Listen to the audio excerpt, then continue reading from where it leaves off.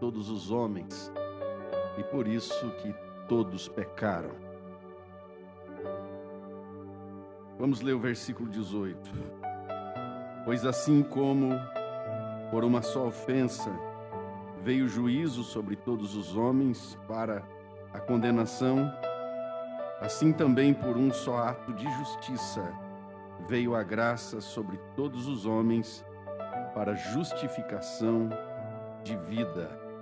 Porque como pela desobediência de um só homem muitos foram feitos pecadores, assim pela obediência de um muitos serão feitos justos. Meus irmãos, eu quero nesta ocasião falar um pouquinho sobre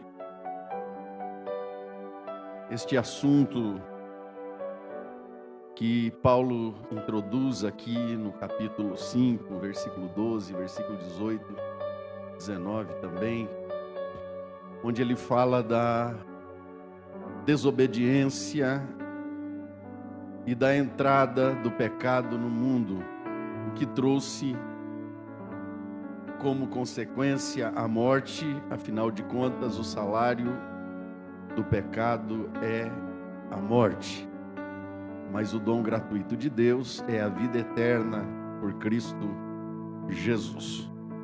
Tudo isso se deu por um fator que nós temos que considerar, que é exatamente a vontade do homem no Éden, por aquilo que viu, por aquilo que fez. Todos nós sabemos que Deus fez tudo com perfeição. Tudo que Deus fez era bom. Esta expressão, tudo que Deus fez era bom, ela aparece repetidas vezes no livro do Gênesis, porque na verdade tudo que Deus faz sempre foi e será bom. Deus fez o homem à sua imagem e semelhança. O homem estava no Éden solitário e pela primeira vez aparece a expressão não é bom. E quando essa expressão não é bom aparece, é que Deus está falando que não é bom que o homem esteja só, far-lhe-ei uma adjuntora. Então Adão dormiu e quando ele acordou já estava a sua companheira do seu lado. Deus fez uma restrição, dizendo: pode comer de toda a árvore, de todo o fruto do jardim, mas aquela que está no meio do jardim, dela não comereis, porque se comerdes, morrerás. Esta foi a única restrição feita pelo Senhor. Ali havia entre eles e naquele lugar um estado de plena satisfação, alegria, felicidade.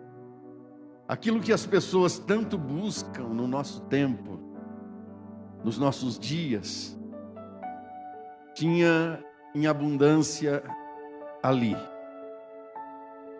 Estava tudo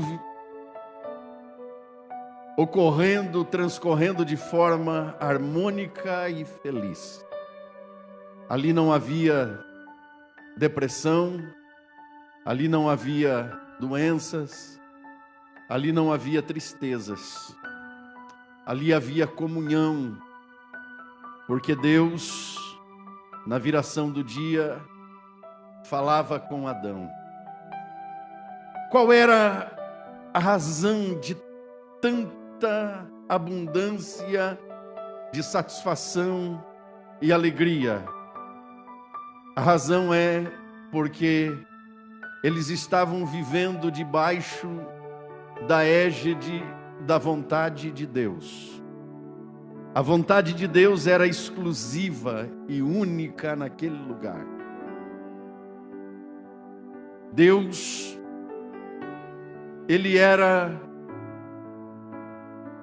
adorado, servido. Em tudo que ele fez, o homem atendia a sua soberana vontade. Até que um dia, a serpente entrou no jardim e foi até a mulher e disse: como foi que disse Deus? E ela disse: poderemos desfrutar de tudo no jardim, porém não podemos tocar na árvore que está no centro do jardim. E a antiga serpente, a personificação de Satanás, disse: não é bem assim. É que Deus sabe que o dia que dela comerdes, serão abertos os vossos olhos e conhecereis o bem e o mal. Aí isso despertou nela um interesse. E ela teve vontade. E agora, quando ela tem esta vontade, ela toma o fruto e come. E depois ela procura o seu marido e oferece a ele. E ele também come. E agora nós chegamos numa conclusão, que esta desobediência a uma ordem exclusiva de Deus trouxe uma consequência, porque Deus sentenciou a eles e eles foram lançados fora do jardim. Por que eles foram lançados fora do jardim? Porque Deus criou tudo perfeito, em harmonia. E esta harmonia durou até quando eles atenderam só à vontade de Deus. Mas a partir do momento que ela ouviu a serpente e passou a ter vontade e comeu, levou ao seu marido e ele também comeu. Agora este jardim, ele está numa mistura. Já não é mais a vontade de Deus quem governa. Agora tem a vontade de Deus, porém ela foi desprezada pelo casal. Tem a vontade da mulher, que ela ouviu e comeu. A vontade do marido, porque ele também fez. E a vontade do diabo, que foi atendido pela mulher. A vontade de Deus foi a vontade desprezada. E a vontade do diabo foi a vontade atendida. A vontade de Deus foi esquecida. A vontade do diabo e a sua sugestão foi então atendida por eles. Agora o jardim se divide em 4 vontades: a de Deus, a do diabo, a do homem e a da mulher. E um lugar onde tem divisão de vontades, ele não pode permanecer ou prevalecer. Por isso Deus colocou eles para fora. Do lado de fora do jardim, eles conheceram então as dores, as tristezas que nós conhecemos que existem nesse mundo.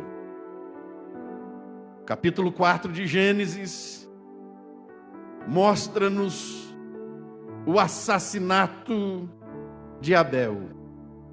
Caim, por inveja, matou seu irmão.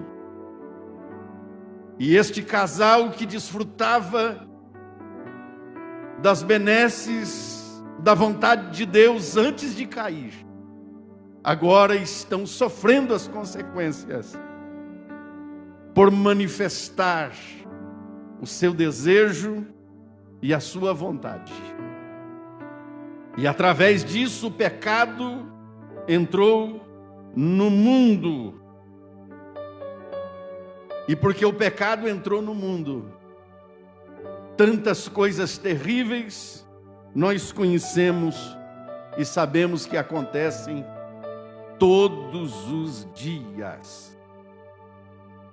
É importante nós observarmos que a vontade humana, ela é uma força que impulsiona qualquer um de nós na direção e na busca de atingir aquilo que queremos, aquilo que desejamos.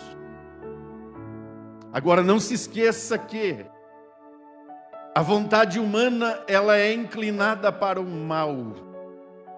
Ela é inclinada para as coisas desta vida. A grande prova disso está naquilo que Paulo disse em Romanos, capítulo 7, versículo 15 ao versículo 19, onde ele fala de uma lei que habita dentro dele. Ele disse assim: porque o que eu faço, eu não aprovo, pois o que quero, ele está falando da vontade dele, isso eu não faço, mas o que eu aborreço, isso eu faço.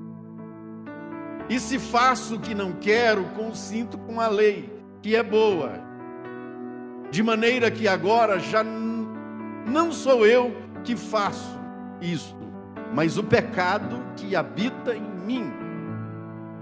O versículo 18 ele diz assim: porque eu sei que em mim, isto é, na minha carne, não habita bem algum.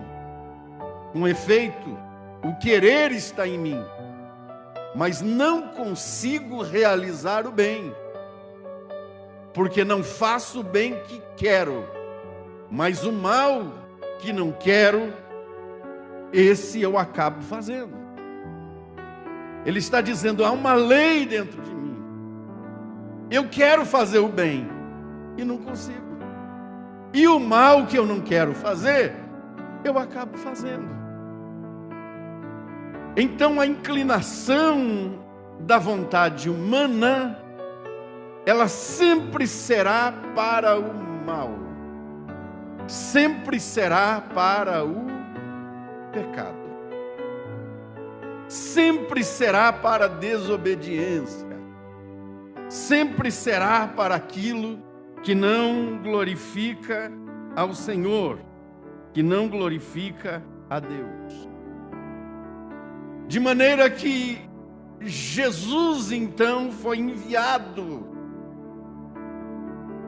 e ele morrendo na cruz, levando os nossos pecados, ele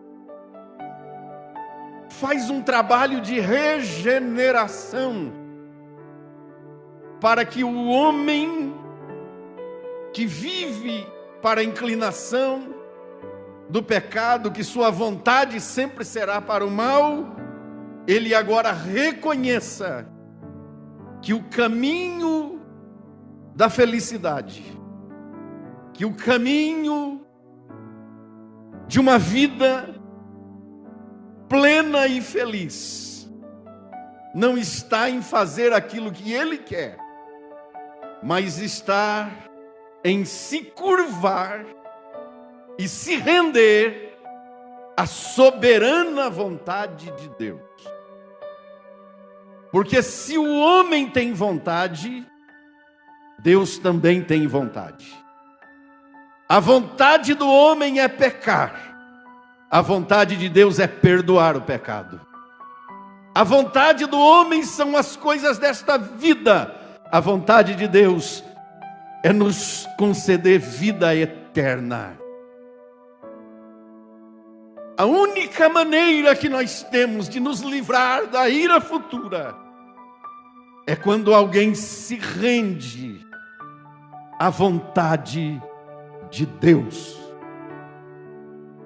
Porque você tem vontade, eu tenho vontade, nós temos vontade, mas nunca devemos esquecer que a nossa vontade, ela não pode contradizer a vontade de Deus. Ela não pode se opor à vontade de Deus. Porque se nós andarmos na contramão da vontade de Deus, nós teremos problemas, causaremos problemas e seremos um problema. Mas se fizermos a vontade de Deus, nós viveremos bem e o nome do Senhor será glorificado. Para isso, eu convido os irmãos para lermos Mateus 12, 46 ao 50. Mateus capítulo 12, versículo 46. Veja que há uma multidão e alguém diz assim para Jesus. Jesus está em um ambiente junto com seus discípulos, em uma reunião particular. E alguém chega falando e dizendo: lá fora estão sua mãe e seus irmãos e querem falar contigo.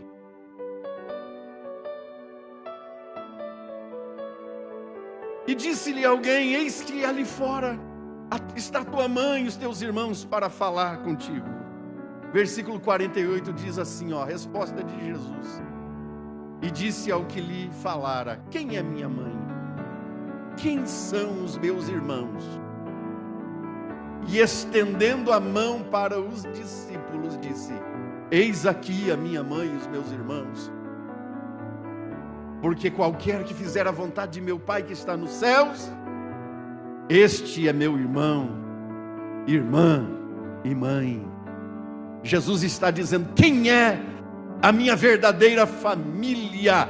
A verdadeira família de Jesus é quem faz a vontade do Pai que está nos céus.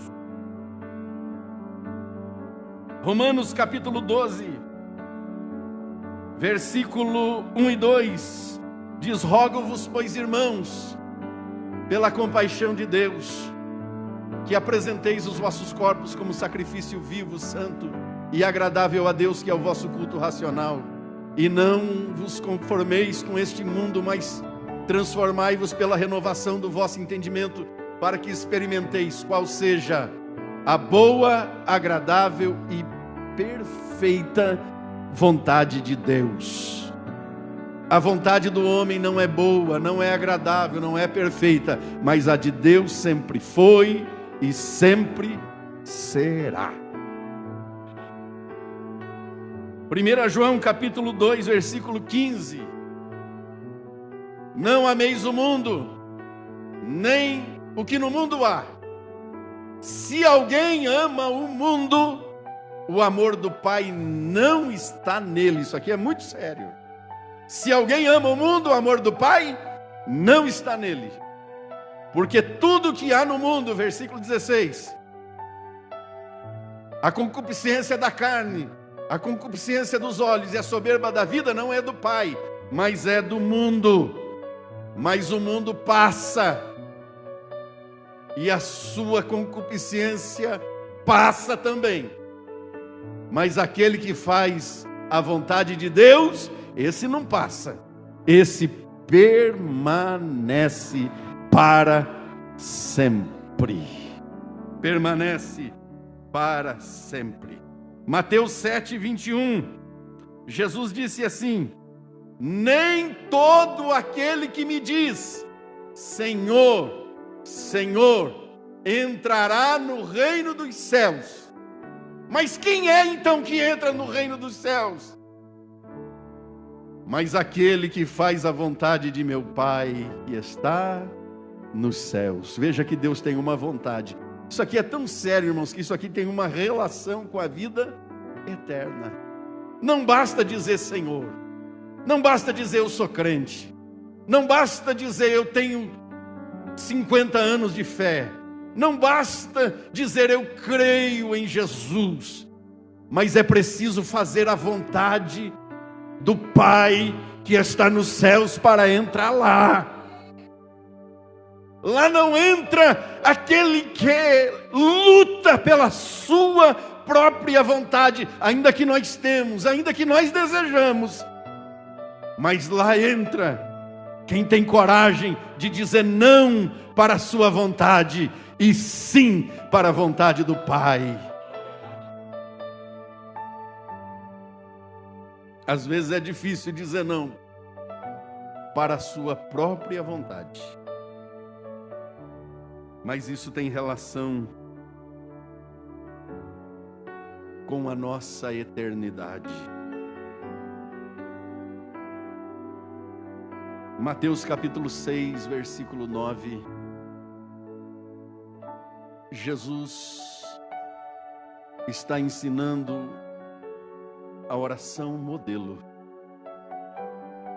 E Jesus disse assim: vós orareis assim: Pai nosso que estais nos céus, santificado seja o teu nome, venha o teu reino e seja feita a tua vontade, assim na terra como no céu.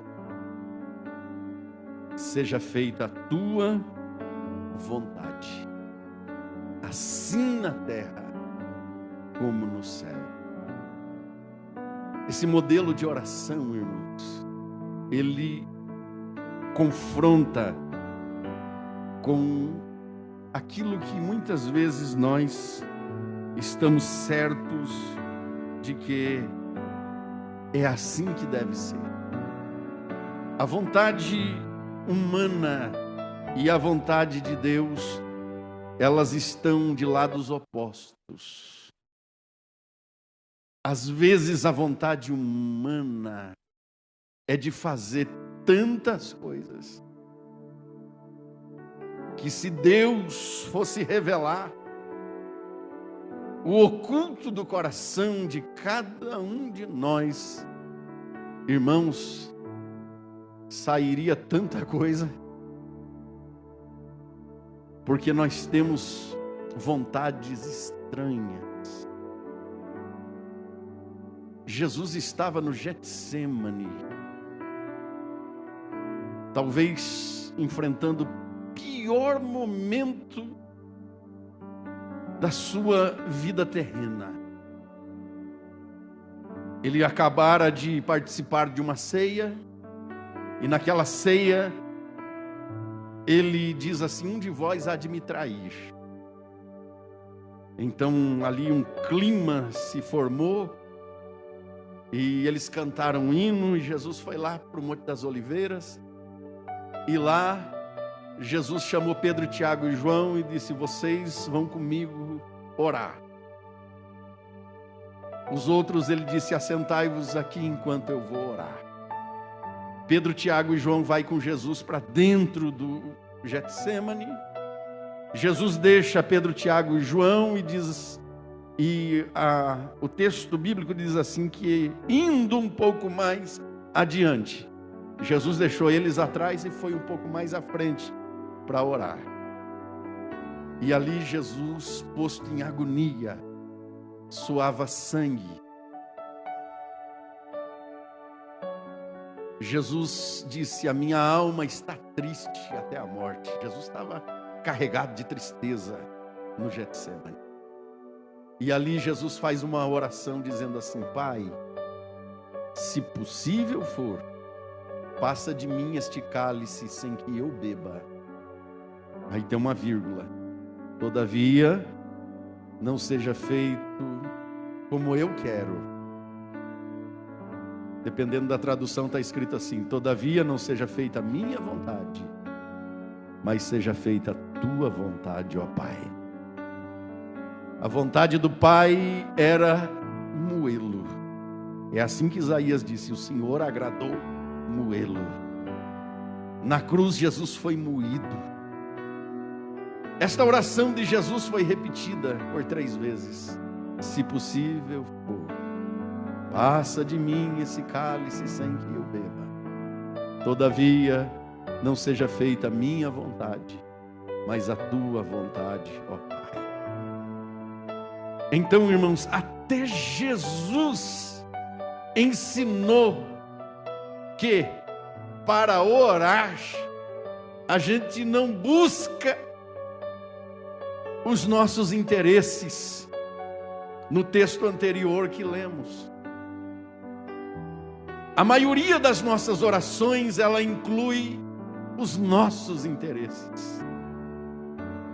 Quase nunca os interesses de Deus são apresentados nas orações. Eu quero que seja assim, seja desta forma, desta maneira, e parece que alguém dita as regras para Deus. Como é que Deus tem que fazer? Como é que Deus tem que trabalhar? Como é que Deus tem que responder? Eu quero que seja assim, eu quero que seja desta forma, mas Jesus já ensinou. Quando você for orar, você vai dizer assim: Pai nosso que estais no céu, santificado seja o teu nome, venha o teu reino e seja feita a tua vontade, assim na terra como no céu. Sobre a minha vida não é a minha vontade, a respeito da minha vida não é a minha vontade, mas é a tua vontade. Onde? Seja na terra, seja no céu, aonde for, é a tua vontade. Tem gente que, se não fizer a vontade dele, ele faz bico. Você já viu filho mimado que diz não a ele e ele faz birra? Tem gente que é assim na vida espiritual, mas gente que cresceu e que aprendeu com Jesus, ele diz: seja feita a tua vontade, porque a tua vontade, Senhor, porque a vontade de Deus é boa, porque a vontade de Deus é perfeita, porque a vontade de Deus é agradável.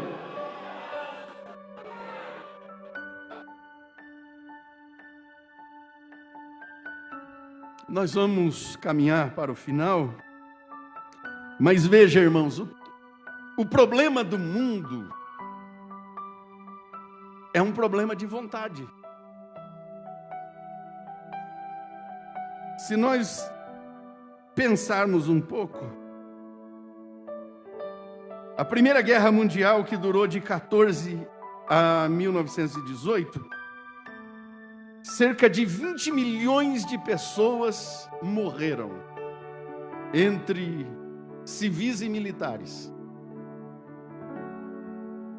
De onde nascem as guerras? Nasce da vontade.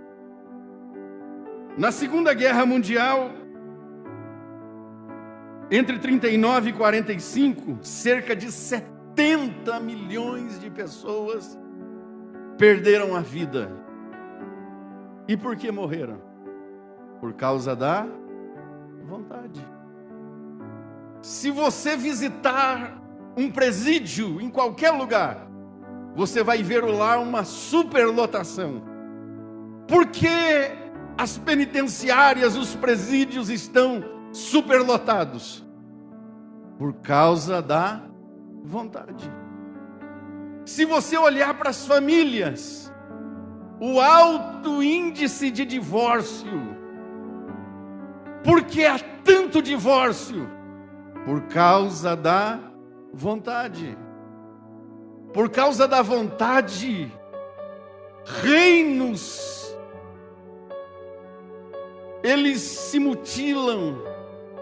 Por causa da vontade, famílias se acabam. Por causa da vontade, igrejas se dividem. Por causa da vontade, pessoas e relacionamentos se tornam sem sentido e sem valor. Tudo por causa da vontade. De onde vêm as discórdias? Da vontade. De onde vêm as brigas, as contendas? Da vontade. Porque as pessoas estão guerreando entre si por causa da vontade. Visto que a vontade humana é inclinada para o mal, logo nós conhecemos o resultado. Mas eu quero nessa noite reiterar uma coisa: existe uma saída, existe uma porta, existe uma forma de cada um de nós vivermos de maneira satisfeita, feliz. E a única forma que temos é quando nós temos a humildade de dobrar o joelho, colocar a boca no pó e dizer assim a Deus: Senhor, eu abro mão da minha vontade, eu abro mão daquilo que eu quero, eu abro mão da minha vontade, e eu me inclino, eu me rendo, eu coloco a minha vida nas tuas mãos, porque eu quero, eu desejo, eu preciso e eu creio que só a sua vontade me faz bem. Quantas pessoas se destruíram, quantas pessoas até perderam a vida, porque insistiram na sua vontade. São pessoas que insistem a todo custo. Se a vontade dele não for atendida, ele busca meios, ele busca recursos, ele busca circunstâncias para fazer a sua vontade ser estabelecida. Mas Deus não chamou a igreja para isso. A igreja está na terra, vive na terra, caminha na terra, mas caminha debaixo da vontade soberana de Deus. Se a vontade do homem é a inclinação para o pecado, a vontade de Deus, ela tem o caráter da sua soberania e da sua onisciência. Quando Deus manifesta a vontade dele, e não é o que eu quero, Deus não está errado, porque Deus nunca erra. Deus está certo em todo tempo, porque Deus conhece o passado, Deus conhece o presente e Deus conhece o amanhã. Ele sabe exatamente de todas as coisas. Nós sabemos o que passou, nós sabemos o que está acontecendo, mas não temos garantia nenhuma do que acontecerá daqui a 10 minutos, 1 hora, 1 dia, 1 ano ou 10 anos. Mas Deus sabe, Deus já está lá no dia de amanhã, Deus já está lá na semana que ainda não chegou, Deus já está lá no final deste ano, Deus já está lá, Ele está lá, não é que Ele estará lá, Ele está lá. Para Ele não tem tempo, um dia é como 1000 anos, 1000 anos é como um dia. Ele sabe de tudo, por isso Ele estabelece a sua vontade. E às vezes, quando Ele estabelece a sua vontade, Ele está nos guardando, nos preservando, nos livrando, nos protegendo. É a expressão do seu amor por nós, e nós não estamos nem percebendo, porque nós entendemos que Deus, Ele nos ama se Ele fizer o que eu quero. Deus não é manipulado, Deus não é manipulado pela vontade de ninguém. Deus faz o que Ele quer, e o que Ele quer está certo. O que Ele quer merece honra, glória e louvor. Por isso disse Paulo: é perfeito, é agradável, é boa. Ainda que eu não goste, mas continua sendo perfeito. Ainda que eu não aceite, mas continua sendo boa. Ainda que eu rejeite, continua sendo agradável. Deus seja louvado. Eu sei, irmãos, que nós temos tantas vontades. Isso é natural. Mas a nossa vontade, a única forma dela ser Louvável é quando ela entra em harmonia com a vontade de Deus. Fora disso, a nossa vontade não serve para nada. Mas feliz é quem entende isso. Às vezes, irmãos, nós precisamos abrir a lata do lixo e dizer assim: a minha vontade não serve para muita coisa não. Senhor, eu dispenso ela. Eu abro mão dela. Eu abro mão, Senhor, da minha vontade. Eu quero fazer a tua vontade. Eu me inclino, me rendo à tua vontade. E quando alguém faz isso, certamente o céu se manifesta. A graça de Deus é abundante. E há uma satisfação em nós. Porque uma das marcas da sociedade moderna é o descontentamento. Com quem você encontrar pelas ruas, você vai ver nele o descontentamento, a insatisfação. Parece que nós não temos mais nada que produza alegria em nós. As pessoas estão sendo geradas em tristezas, em decepções, em angústias. Mas quem faz a vontade de Deus não se decepciona. Quem faz a vontade de Deus não se entrega à tristeza. Quem faz a vontade de Deus não se entrega à amargura. Quem faz a vontade de Deus, ele está satisfeito. E pode dizer: eu estou satisfeito